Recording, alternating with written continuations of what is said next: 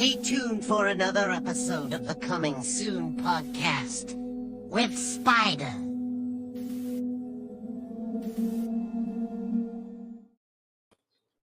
Hello, everybody. Spider here, Coming Soon podcast. It's here in San Antonio, Texas. My guest, Keekee, Suki, my man. You are also in San Antonio, brother. Yes, I am. You see, I Thank was you for talking having me. earlier, man. I'm sorry? I said thank you for having me. No.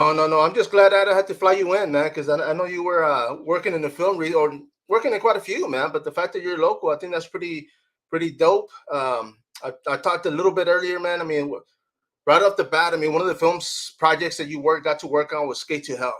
Now, Yeah. this one took you outside the city, bro. So how does that work with your scheduling? So I'm one of those people that if I can get in and kind of bounce in and do the project, then I'm more likely to go out of town. But it just depends. It really depends on how much they're paying and and what the situation is with it. You know what I mean? Right. I did a commercial up in Vegas. That was the last time I was in Vegas prior to that. But I did a landmark recovery commercial, and they flew me out there and then they paid for the commercial. So that helped out. No, for sure, man. Because I mean, of course, I mean, when it comes to acting, and I'm gonna backtrack a little bit, man. Before acting, before you started getting in front of the camera, what were you doing? I plead the fifth. No, so before that, I was actually one of the owners, and I was an actual male entertainer, the Magic Mike, and I did that for goodness, almost 16 years. Okay. Um, but the only accolade I could say about that business was out of all the dancers in Texas at the time, and I still think to this date, I was the most highly decorated dancer in the business. I had 18 championships underneath me, and that's touring around in different cities and different states and things like that. So my notoriety came really high with that business. Okay, and I gotta say, man, because being in front of the stage, I mean, a live audience, of course, I mean, when it came to acting, that was nothing, right? Well, I always considered me as a dancer, as an actor. Yeah, true. I honestly did. Every night that I was on stage performing and playing that character, um, it was I was an actor, and doesn't dismiss the relationships that I made through the duration of the process, but it just was what it was. When you're a film actor, it's the same thing. Like, you might have a relationship with your audience, but it's a relationship that you built through the business. So, you know, No, for sure, man. And of course, I mean, this was years back. Since then, I mean, of course, when it came to acting, what was your first taste of as far as jumping on the video? so I've been acting over 15 years. So my first acting gig was we did a student film in Kauai called A Day in the Life in Kauai. So it was kind of a documentary about the island and about us growing up as kids and old VHS crazy days. So And of course, I mean, you're not from San Antonio, correct? yeah, yeah. So I'm from Kauai in Hawaii, but San Antonio has always been my second home because my mom and my stepfather lived here when I was a kid. So I was back and forth between Hawaii and San Antonio. So I've always had roots here. I mean, literally, um, I moved originally to San Antonio in '86, Oh wow. so quite a long time And of course, between. I mean, was that like after high school? How long? I mean, No. I mean, '86. I was in uh, like fifth grade, sixth grade. oh, Zachary Nolt.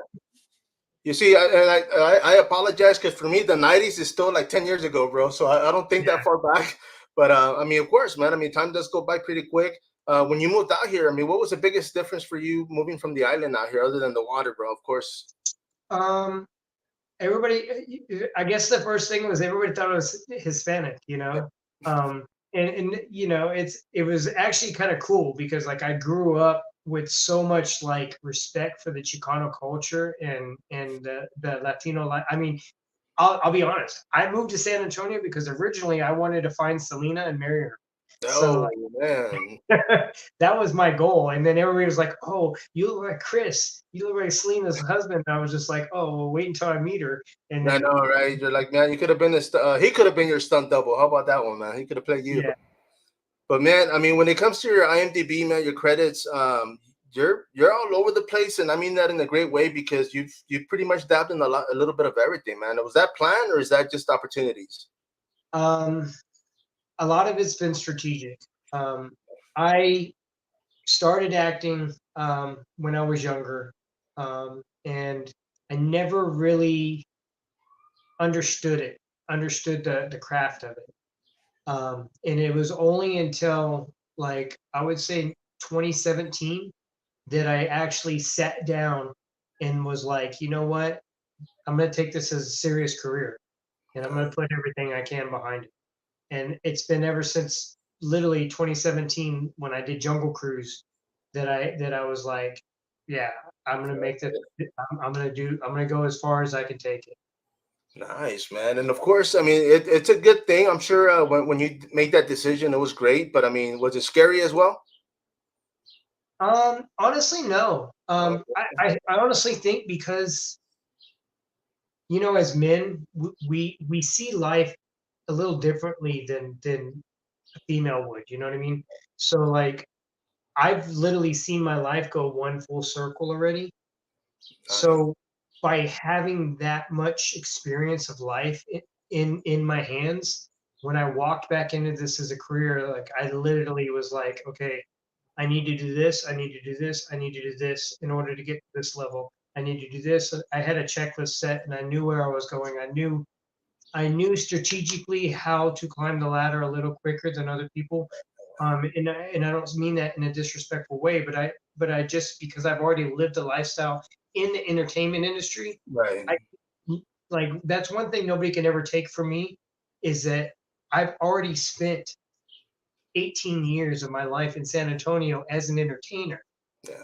It might not have been behind a camera, but I was an entertainer and I kept the city entertained for 18 years. So like that nobody can ever take from me as for my love for San Antonio. You know what I mean? Right. Because I've already been here, I've already done it. It's just me revisiting my talents and reinventing myself in a different wheel.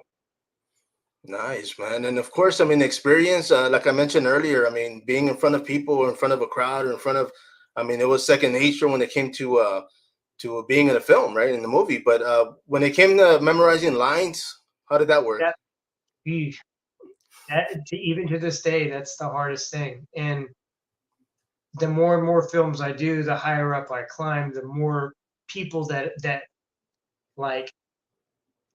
So in Skate to Hell, I did a scene with Robert Lasardo, Yeah. and I did a scene with David Carradine, and Oh, they're sweet. both in my scene. And these are two legends that I grew up like respecting and enjoying their film and their talent and their creativity. And now here I'm on set, and I'm on not only on set, but I literally flew in. I didn't film until 12:30 at night, so I literally have been up for freaking 24 hours. And then I get in front of these people, and now I've got to try to deliver and not drop my lines. And here I am dropping the ball the first three takes, and it's just like, man, pull yourself together. You can do this. You can do this. And then boom, I killed it. And it just, Nice, man. it just takes. Sometimes it's like you I think I'm my worst critic, you know what I mean? Like when I Oh, see my work back, sometimes I'm just like, oh man, I could have done that so much better. Oh, I should have did this. And you end up tearing yourself apart sometimes. And now I understand why Johnny Depp was like, I don't watch my films. yeah, I was just gonna say that, man. I think that's why a lot of people don't want to watch the work, just because you could have done it differently. Of course, you get different opportunities. Now, I mean, of course, and I'm gonna post the image up there, man, because this film, like I mentioned earlier, I myself had bought a perk. This is Yeah. a Speak to Hell, and I mean, it's one of those horror comedies. I mean, I grew up on it, and ironically, I have a Return of the Living Dead shirt on, right? But it's just my sense of humor goes along that way, man. So when people know me, it's just I got to joke about something.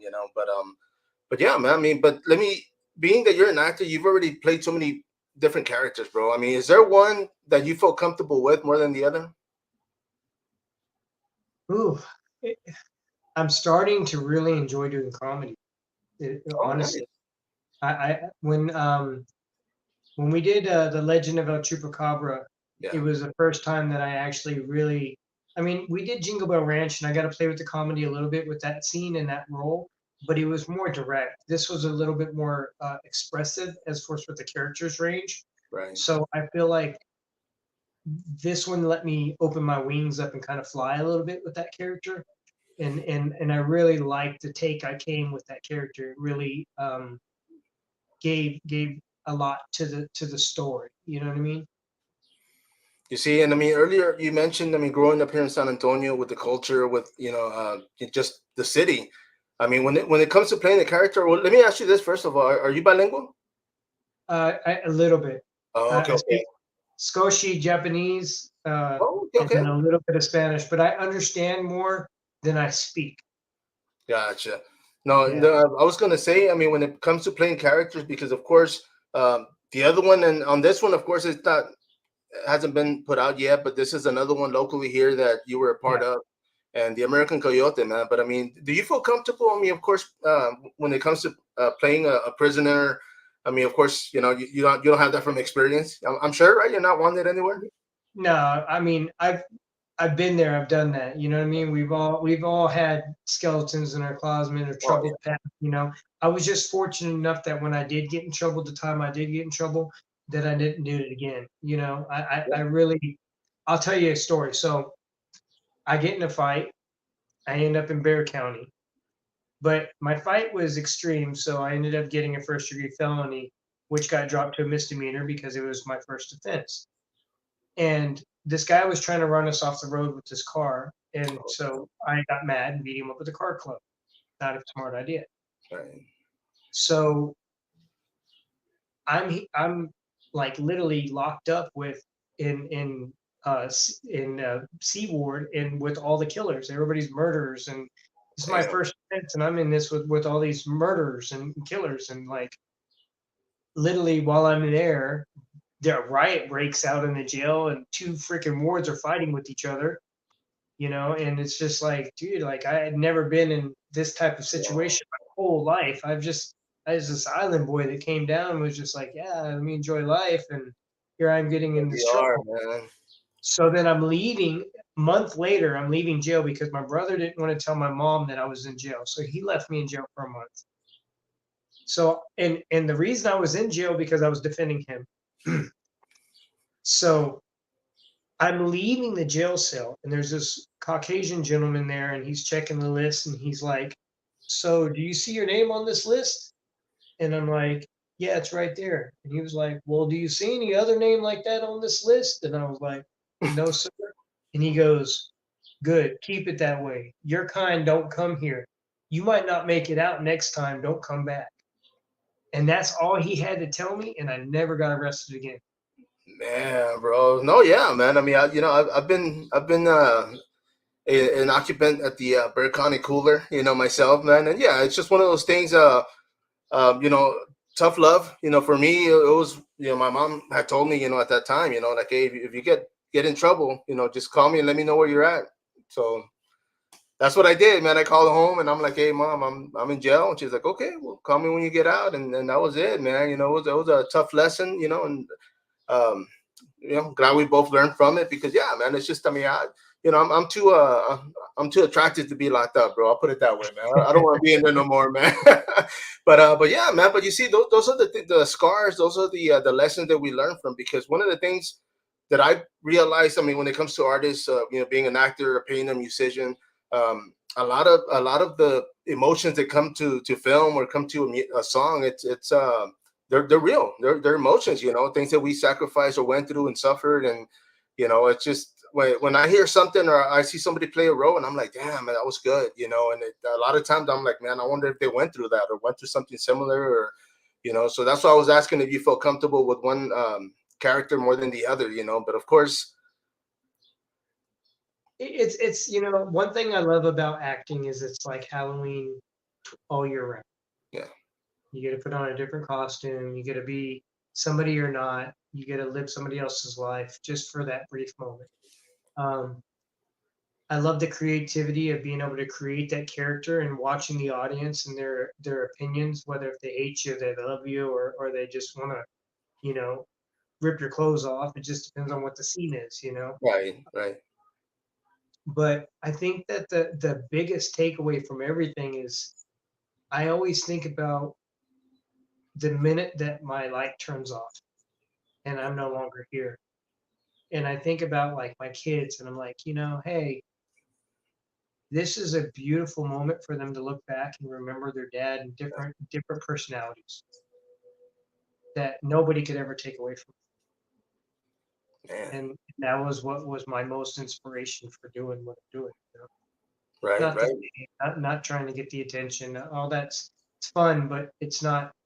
It doesn't make you as an individual. And as long as I can appease my audience and give the best performance I can and leave, blood, sweat, and tears and leave it all on the floor, Yeah. that's my goal.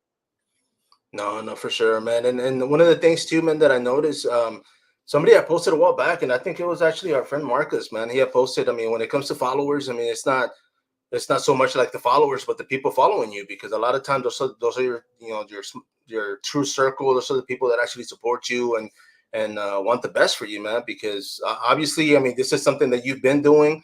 I jumped on here thinking, okay, you know what? I'm going to ask him, do you have a 5-year plan? I mean, do you have something like that, man? Is there something that you're kind of driving for as far as that through film? I mean, in a realistic facet, absolutely. But inevitably, as long as I can achieve 100 films, then I've reached what I wanted to do. And I feel like once you hit 100 films as an actor, you can honestly tell people you're an actor. Yeah, You know what I mean? yeah, Because it's undeniable. You know what I mean? Your name will always be Googleable. Your name will always be synonymous with the film industry. So, whether if you win an Oscar or not, you know what I mean, or an Emmy, it doesn't matter because at the end of the day, you have your personality, your life's work, your art displayed to the world. So that's right. great. No, no, for sure, man. Because I mean, once again, I mentioned earlier as far as your credits when it comes to film, man. I mean, one of them, director, producer, stunt act. I mean, was that stunt acting or is it you actually doing your own stunts? How does that So work? I do both as a stunt choreographer, and then I Okay. also do stunts myself. I've worked with some pretty decent names in the film industry with the stunt world, um, and I, man, I tell you what, I love stunts. I love the contact. I love the fighting part of things, but at the same token, being able to deliver that character that you have in front of you Yeah. and literally bring it to life the right way that the director or somebody cries while you're watching you do your performance is just so much more gratifying. It just is for me. Nice, bro. And of course, I mean, you mentioned earlier once again, dude. I mean, when it comes to the lines, I mean, what is it? Not so much what is it that's hard from it. I mean, of course, memorizing it, but I mean, when So you're out there hanging out, is it just uncomfortable? so when I was a kid, I used to have seizures. Um, Okay. so I had to take a medicine called phenobarbital, and phenobarbital unfortunately made me lose a lot of my memories, and it's short-term memory. So for me, it's because literally I used to have seizures when I was a kid, and Yeah. like it's real. I feel like I have to work 100 times harder than the next actor to memorize the lines because of my disorder. Wow, and man. and it, and it's really I use multiple techniques just to try to get those lines in there. And like it's one of those things where it's like when I see certain actors that can just they have photographic memory and Yeah. they memorize lines, like I'm so impressed with that because it's just it's something that I can never achieve because of my disability, you know. Yeah. So that's why I try to use every single strategy I possibly can to maybe one of these days a light bulb will go off and be like, man, I've been doing this wrong the whole time. No, no, you see, because I've done, when it comes to not even just interviews, because a lot of times I just take notes and I try to remember as far as like the films and, people that you guys have worked with. But even then, like I'm terrible when it comes to writing stuff down, man, because it turns out I can't even read my own writing, so that is that bad. But at the same time, it's just like, trying to remember like every film, and after an interview, I'm like, oh man, I should have asked him about this, or I should have brought this up. But one of the reasons I wanted to bring you on here, of course, man, being that you're local. I mean, you're here in San Antonio. Um, you've been in a lot of local productions, when it comes to films. I mean, a lot of great people, some that I've actually had on the show, man, and I appreciate their time, like I do yours. But with that being said, is San Antonio? Are you trying to bring everything home? I mean, when it comes to like once everything's said and done, you can be like, okay, you know what? I brought this here to the city. Absolutely. Like I'll give so I'm going to speak on this. You just brought the perfect moment to speak on this because I wanted to say something, but I didn't know how to say it. Nice. AB, love him to death, love his sister to death, but he chose to claim Corpus Christi, if I remember correctly, when he left San Antonio. So if you leave the city and go represent somewhere else, you can't claim it for your own later on when people ain't showing you love. It doesn't work that way. Yeah. And that's one thing, like, I learned. I went home. I moved home to Hawaii in 2016, and I had some turmoil with some relationships, and I thought that jumping ship and going home, I could settle that, which backfired on me. Never run away from your problems. Yeah. But I learned a lot in that time frame of being home. And one of the things that I learned was that if you leave somewhere and go somewhere else, don't expect you to have a warm welcome coming back. You're going to have to earn it again. Yeah. And that's when I came back to San Antonio and I said, you know what? I said, my son's here, my daughter's here, my roots are in San Antonio, and this is where I am. And that's when I just planted my feet and said, you know what? This is home. And San Antonio has been home since 1986, as far as I'm concerned, because this is where I grew up. I grew up in heritage housing. I grew up in South Side over there in frickin' Riviera apartments. I live in different places, here on the north side, downtown. Like, I've lived in different places all over San Antonio. San Antonio has always been like mi corazón. It's always been my heart. Yeah. You know what I mean? No, for sure, man. You see, and that's one of the things. I mean, I dab a lot in combat sports. I mean, there's a lot of fighters. I also have a podcast, to cater that.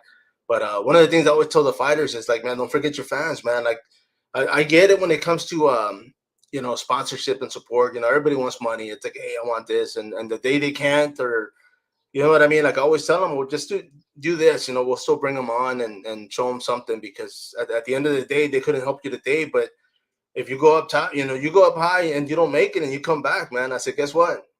People are gonna be like, hey, you left us back here. You didn't want to take us with you, and it does happen, and that's kind of the things you got to remember, because when it comes to going to the top, I mean, you can only go one way after that, and that's down. And if it does happen, then like you said, don't expect people to be here waiting for you and waiting to help you and waiting to work with you or support you, because it's like, hey. That is just like, when's the last time he's done community service in San Antonio? Yeah. Went out and fed the homeless or done something for the community. You know what I'm saying? Like, there's more, like, so I used to cut hair. I went to Paul Mitchell. I used to cut hair. And I haven't done it in a while because I've been super busy, but I used to go to the foster homes and give free haircuts to the kids. Nice. Nobody told me to do that, but I just did it because people need to help, man. Like, I'm the type of person, I'll drive down the street, and if somebody's giving away candy apples, I just give them the money and I sell the candy apples to somebody else. Like, like, why do I need to film myself doing that? You know what I mean? Like, nobody needs to know about that. You know what I mean? So, like, I'm just one of those people that, like, I love San Antonio, and like, even when COVID happened and all that craziness happened, man, like, shoot, I was gonna be down there in the streets protecting those buildings downtown, because ain't people gonna come up and riot in our city. And I was so impressed by San Antonio because everybody stood up for their own community. Yeah. No, yeah. I mean, when it mattered, that's when you realize who's really behind there, the people, man. Because I mean, situations like that. You brought up the whole somebody selling this was a while back, and I've done the same thing. And actually, I'm a contract delivery driver. I mean, I have a part-time job, but I do deliver furniture all over the city. So I go to the same gas stations. I just have my go-tos. So there's a group of guys, and I always buying pizza, man. I always, I'm gonna go through there. I'll buy pizza and I'll go drop it off. And one of the things I always tell people is the one thing. I mean, they're homeless. They're out there, and they got nowhere to go. They're just hanging out. And the first thing that they do every time I offer them, I give them the box, and I'm like, "Hey, man, I bought you food." And they're like, "Hey, did you already eat?" Like they always ask me, and I'm thinking like, man, that's so unselfish. You know what I mean? Like they're worrying about other people, and I'm like, yeah, I already ate, but I eat it. I sit there and I eat a slice with them and just hang out with the guys. But I there was a time, and I was gonna say this because it's kind of funny, but I was at a light, and this older lady, she was selling candy apples, man. It was hot, dude, that day. I was like so ready to go home. And she had like 6 candy apples, and I was like, man. And I said, hey lady, I said, well, I asked her in Spanish, but I said, how many do you have? And she's like, oh, just 6. And I said, you know what? I'll buy them all so you can go home.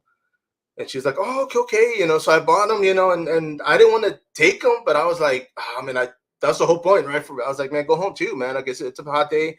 Well, I went home and I was like, man, that's what I ate like the rest of the week. I was eating candy apples, bro. And I'm not big on them, but I was just like, man, I can't let them go to Yeah. waste. But I will see her. I saw her like 2 days later. I went by there. She was there again. She had a full box. I said, oh man, this lady, I know she's out there hustling, man. We all are, but it's just like I tried to do what I could that day, man, because it's pretty bad, man. I mean, everybody's out there trying to make a buck, and with this heat, bro. I mean, we were talking about that earlier. Everybody does a little bit here and a little bit there. There's still goodness out there. You know what I mean? Oh yeah, bro. Yeah, and like you said, man, because there's so many things, and I'm sure there's hundreds of people out there as well, man, that they do good deeds just because they want to. This is a little story, man, but my oldest one day, she was like, "Hey, dad," she opened the door for somebody and they didn't say thank you, and she was like, "Ah," she got upset. She was like 7 or 8, and she was like, "Ah, how rude and this and that," and right there and then it hit me, and I said, "You know what?" I said, "Why did you open the door?" And she's like, "Well, I'm just trying to be a nice person." And I said, "Well, then that's the only reason you don't need a thank you." I said, "You should do it because you want to." She remembered that forever, and after that, it was just like Yeah. I learned from that myself because I was that guy too. Like I was like, man, this guy don't say, and but I was just like, man, if I do it, it's gonna be because I want to, not because I want something back from it. So it's just something that we do. But yeah, man. But of course, being here in San Antonio, man. I mean, there's a lot of culture. I mean, when it comes to the film industry, there's a lot of great people out there. When it comes to directors, writers, producers, actors like yourself, man. So I mean, what is San it gonna Antonio's take, definitely blossoming. bro? Yeah, you see it now, but I was gonna say, what's it gonna take for San Antonio to be like the next hit, dude? Because I think we're there, man. I mean, honestly, I think everybody pulling together. yeah, You know, no more clicas where everybody's like, oh, this is my group of people. I think I'm my motto is I shine, you shine, we can shine together. yeah. Oh And yeah, and man. I just think that there's plenty of pedestal for everybody. Might not everybody get the platform right at the same moment, but at least there's a platform to be had. Yeah, And as long as you're doing what it takes and then putting in the hard work and putting in the movies and putting in the film work, then that platform will be yours eventually as well. It's just you just got to keep grinding. It's day in and day out rejections. Keep fighting it because even at the end of the day, like for people like myself that have done what I've done, like I'm still at the starting line. I'm still trying to make it to the finish line. It's a never ending battle, you know. yeah. No, you see, and one of the things I had talked to a few that I've brought on here before, man, and a lot of them actually do work with each other. They help each other out, and I was just like, man, I thought that was like the best thing because, like you said, it's like even though everybody's making films, not everybody's doing the same thing. They all have their own vision, their own hindsight, when it comes to how they want things. So there shouldn't be any room for animosity or you know what I mean. Like it's just. I mean, the same thing with the podcast, man. I got other podcasters on here, and I tell them, I'm like, dude, jump on. I mean, I'll plug you in. I said, I'm not up there yet myself. I said, but whatever I can bring to the table, I said, you can have it. I'm not fighting over followers or likes. That's just And ridiculous, I'll be completely honest with you, that is one of the beautiful things I've seen about podcasts man. is that a lot of podcasters, you get your few people here and there, they Oh get upset about specific individuals, but for the most part, I've seen a lot of collaboration in podcasting. And that's very impressive to me because it's proof that people can share ideas and moral values without it being knockdown, drag out fight. yeah. No, no, for sure, man. Because I've talked to a lot of people, and there's a thing like even with the podcast itself. I mean, everybody's got interviews, everybody's got their own, what they want to bring to the table. And for me, like I can honestly say nobody's doing what I'm doing. The same thing with the next person. Like I'm not doing what they're doing, and that's a good thing. Mhm. Everybody brings their own question, their own flavor. I mean, as far as like what they want, how they want to entertain everybody, it's like, okay, by all means, man, I hope we all make it. That's a goal. I mean, at the end of the day, it's like, we all still got to wake up tomorrow and go to work, or, do what we got to do. But for the most part, man, I'm enjoying it. I'm loving it. If I could retire doing this, by all means, I'll do it. But other than that, man, I'm going to keep doing it because I want to, honestly. Yeah, and that's the beauty of it. As long as you love what you do, and do what you love, then life is a beautiful thing. No, no, for sure, man. But let me ask you, bro. I mean, as far as I mean, having kids, what are some of the things that you'd notice as far as them know, like they know what you do? So, is it kind of like, do they bring up things that other stories that they kind of like, oh, Dad, I saw you on this, or Um, I mean, yes and no. Unfortunately, my daughter's situation is a not a perfect situation. It's kind of jagged edges. But my son's situation is good. He's his own father now. So like I have a grandson and like he's busy being daddy. oh, okay, And okay, you know how that is as we get in our midlives where we're like trying to establish ourselves. So I'm very understanding with the situation. Um, but I'm hoping my daughter sees the stuff, and I'll say it out there right now, Kiana, if you're watching this, like I hope you're watching my films and I hope you're enjoying them. Um, but my wife has two amazing children, and they live with me, Silas and Yuri. And Silas, actually, I got him in one of Marcus and Sabrina's films. He's David, oh, and nice, No One Cries for David. And I've given him a little taste of acting and trying to get him blossomed in acting community and acting film world. And they're amazing kids, and I'm very blessed to even have them in my life. So it's pretty cool to see them grow up and blossom and them to actually be able to go because they've been to 3 red carpets for me now, so nice. that's pretty cool. Yeah, man. I mean, for sure. And I'm sure, and the reason I was asking was because, of course, like the old saying goes, you do what, like when we tell our kids, don't do what I do what I say. They're gonna follow by example. So of course, if we're doing it, they're gonna eventually, some of them are gonna want to do it, or at least get involved, or who knows, whether it's gonna be being an actor or being a producer or a writer. But being a writer, bro, that's what I was going to ask you. I mean, you do have credit as being a writer. So is this something that you've been working on, or it's just been recent? Yeah, so my first book that I wrote was called Out of an Abyss. It's on Amazon Prime, Goodreads.com. Um, and then I have the second book to that. It's going to be a 4 book series. But I have the second book that I'm working right now. I'm probably about 65% complete on the book. But I've just been literally really busy. We're finishing up Mr. Marvel's. We're finishing up the final editing on that, and then it's going to sound. And then I'm trying my darndest to get it delivered to a distribution point by October so I can unveil it during Halloween. We got so much stuff to do still because I still want to have a red carpet for that and a Yeah. screening for the actors. So that has to be done. And then I have Darkness Drain is already done. I did that film during COVID. It's my Oh, first feature. It's my mosh posh film um, because I used like 6 different cameras filming that film. oh So man. it was learning how to be a director when you're not a director and never been to film school. And but I completed a full feature on my own budget. I spent 15,000 developing the film, buying the equipment, paying actors, et Yeah. cetera, et cetera. It just it was a huge journey, and it was amazing to complete it. But once I completed it, I was just like, do I film this now that I know more knowledge? But I feel if I did that, it would take away from all the hard work that the other actors put in, Yeah. and it would take away from their moments that they deserve to shine. You know what I mean? No, no, So for sure, I'm man. just gonna leave it the way it is, and then we have The Wheel, which is the next film, because I got a 4 film franchise with that, and The Wheel will be the next spin-off of that. So I'm hoping that once I deliver Mr. Marbles, and if I can get what I'm trying to look for my advance, Right. that that'll give me the money to start The Wheel, or The Doll Maker would be my other project that I would start. Okay, wow, man. And of course, like you mentioned earlier, I mean, having you like fun things yourself. What was the deal with the cameras though? I mean, why 4 different cameras? What happened there?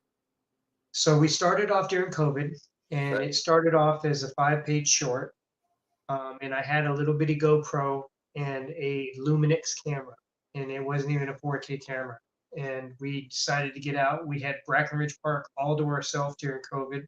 There was nobody there, and we just shot this whole little vampire thing. And it was originally supposed to be just this vampire film, and then I put it together and edited it, and I was just like, this could be a series. And then I kept writing, and we kept filming, and I kept writing and kept filming, and then I started constructing it in editing, and I was like, man, this is actually could be a feature. So then I was like, you know what, let me keep writing, keep editing, keep writing. But then the problem I kept running into was, now we're a year into this, and Yeah. everybody's continuity is shifting. Everybody's look is changing, and I have footage from before that I need to put new storylines to tie everything together, Oh, because I okay. didn't start with the full script. I wrote and filmed. So that's why I call it my mosh posh, because it's like literally it was a mosh posh. And so we went from like three three scenes with one camera, and then I bought another camera, and we went through 3 scenes with the A7 II, and then I got rid of that camera, and then I got XD Sony Cam F1, and I've been shooting with that ever since. So it's like it was like You see, with well, let camera. me say this. I mean, being said, I mean, for those out there looking to film, man, I mean, what would be your 2 cents, man? What would you tell them? Um, it's a good um, D cult classic type film. Yeah. It's one of those um, toilet baby type films that's got good eye candy in, and there's actually really good acting in it. The actors did a good job. That's one thing I can say about that film is there's some cheesy moments in it, but it's meant to be that way. But it's gonna take you on a journey, because it's like we did, I think maybe 16 locations. Oh, damn. So it's gonna take you on this journey of these different locations, which is kind of cool, you know. Um, and then Mr. Marbles is a story about a slave doll that comes back to life and kills the former slave owner's family after they passed on. Oh, wow. Okay, that's interesting, man. And I mean, of course, this is stuff that you've been writing. Yes. Mhm. Okay, and let me ask you, when it comes to writing, I mean, what's your inspiration for that, man? I mean, did you grow up like reading a lot? Um, Honestly, no. I used to be a poet, so I started my first actual writing with poetry, and I did a lot of poetry growing up as a kid. And then I got back into film, and then I started doing film full time, and then I had wrote a film called Laugh Now, Cry Later, which I haven't filmed yet. It's a woman empowerment Latina, set it off meets dead presidents, Yeah. And and this was actually, and that was shot here locally, right? no, no. So we haven't shot that yet. Oh, okay, That's okay. one of my scripts that I'm sitting on. Oh, okay, okay. I'm waiting for the right um, cast and crew to come around for that. Okay, sweet, man. And of course, I mean, sitting on films, bro. I mean, of course, there's other films, other projects that you've been jumping on. So how does that work? Because of course you got to juggle your schedule, but I mean, is it like, hey, you get a call and you're like, you have to check to see what you're doing? That's so that a lot of people always ask me, they're like, "Oh, what agency are you with? You know, do you have a manager?" And the answer is no, because only I can manage my time. Yeah, If I have an agent or somebody that's constantly trying to get me to do like self tapes, like 5 self tapes a day, you yeah, know, I'm gonna get burned out. So I look and I see what's available, and I'm like, can I do that? Is that reasonable within my work schedule, me running my company, family life? Um, and as long as it's within the realms of what I can do, then I'll submit to it. And I've been very fortunate that a lot of the stuff that, and you might think that that's crazy, but I still try to put in at least 10 submissions a week. Um, and then that way I'm keeping my name in casting directors' laps. right. You know what I mean? No, So yeah.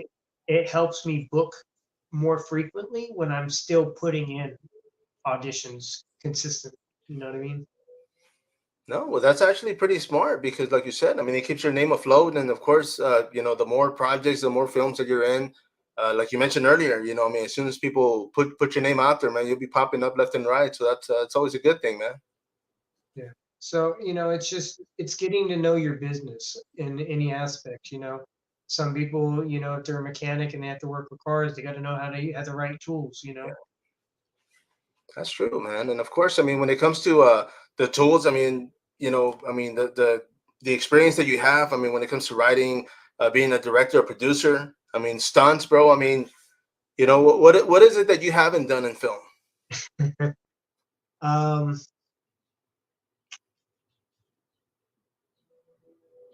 it's at this point, there's really not much that have. Maybe like extreme stunts, like high falls, Oh, okay, okay, yeah, like fire, things like that. That's probably the only thing I haven't done at this point is doing extreme stunts. And then, maybe working on a couple more like huge productions like Jungle Cruise. Like I would like to enjoy that, but I would like to enjoy it as an actor, not an extra. You know what I mean? right, right.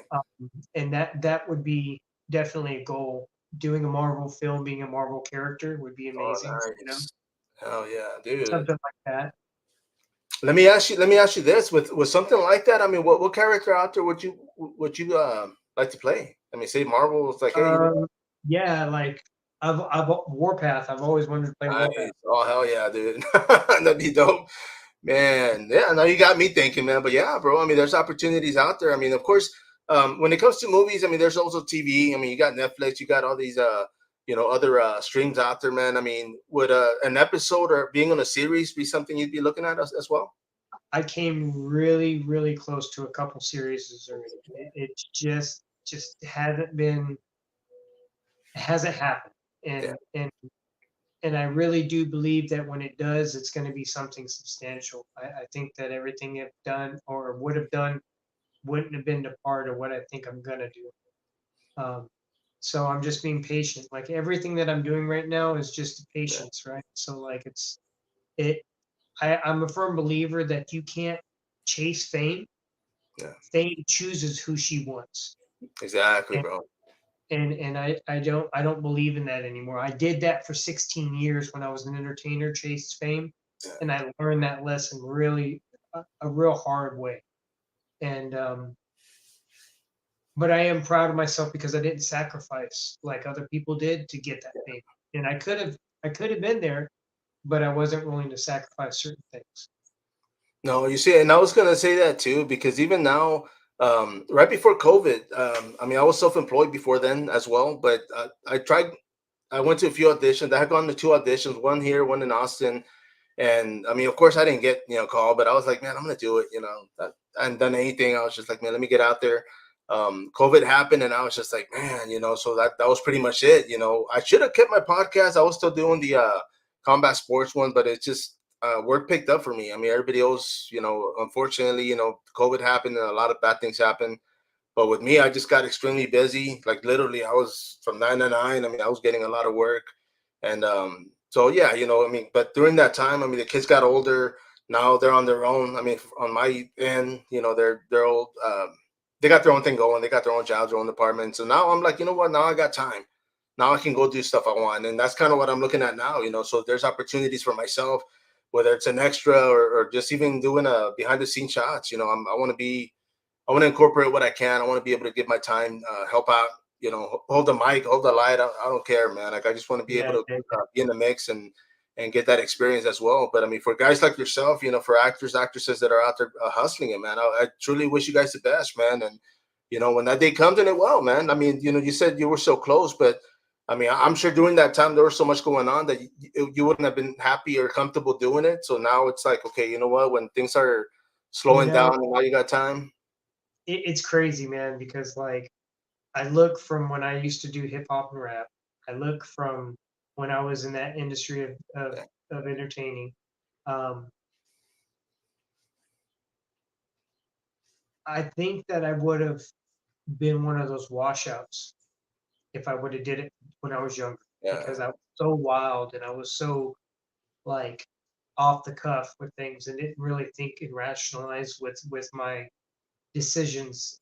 I don't think I was grown up enough for it, to be honest with you. Oh So wow. I think it was probably best that I didn't take those opportunities when I had them. And I always say, your fate it can be predetermined if you listen to the voices in your head. You know what I mean? No, no, for sure, man. But that's a good analogy, man. Because of course, yeah, I mean, at that time we're we've all been young and dumb, and done things we regret or which wish we hadn't done. But I mean, experience, we're grown sometimes. I mean, we're still out there, man. But for myself, man, I mean, yeah, it's like, I mean, I am here local. I'm definitely going to be reaching out to the rest of you guys here locally, hustling it, bro. Man, I appreciate you, man. I appreciate jumping on Well, here. thanks for having me on your show, man. I appreciate you, and anytime, and hopefully, I start working on one of my other projects. I don't think that I might reach out to you and say, "Hey, man, No, man. come." Let me know, brother. I'll be the one holding the mic, bro. Whatever you need, man, hit me up, dude. I'm definitely I'm game. I'm interested. But bro, I mean, I know I got a lot more locals. A lot of people that you've worked with that I'm gonna be bringing on as well, man. So what I want to do it eventually, let's get 3 or 4 of you guys on here, man, and just chop it up and talk experience and just let San Antonio know that everybody's helping each other and working together, man. You mind Because if I do that's a the hope. shout out real quick because um, I owe a friend of mine something. I want to shout out Danny Farias and Brandy Lopez. We're doing the Pura Vida Awards here very, very soon, and they called me and asked me to be a presenter. Thank you guys very much for reaching out and having me be a presenter for your showcase. Means a lot to me. Man, that's awesome, bro. Congratulations, man. Cool. Definitely, man. Well, you're part of San Antonio, so of course, you gotta go out there and represent now, dude. So awesome, man. Well, yeah. I mean, thank you, brother. Don't hang up yet. Everybody out there, of course, once again, Keekee Suki. This is Spider Coming Soon Podcast. Till next time, follow up.